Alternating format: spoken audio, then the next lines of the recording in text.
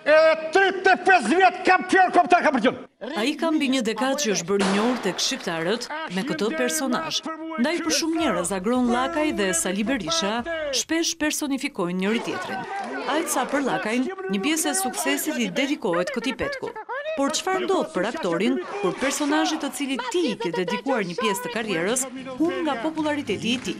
E të ndryshe, si do të sillet tashmë Llakaj me Berishën e tij, kur i vërteti ka deklaruar dorëheqjen?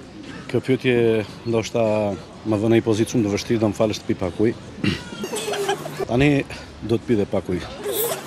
Deri në momentin që Sali Berisha do të jetë po kaq i investuar në jetën politike shqiptare dhe do të jetë po kaq publik, ai patjetër do të jetë pjesë e personazheve të mia. Nuk besoj se Sali Berisha është nga ata politikanë që kanë mbyllur perden.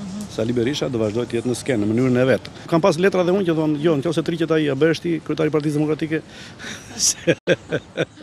Si protagonist të duhur për të imituar, politikanët kanë qenë gjithmonë në vëmendjen e aktorëve të humorit. E tillë është kjo eksperiencë edhe për Rudinën e Al Pazarit, ose siç e njohin të gjithë, Jozefinën.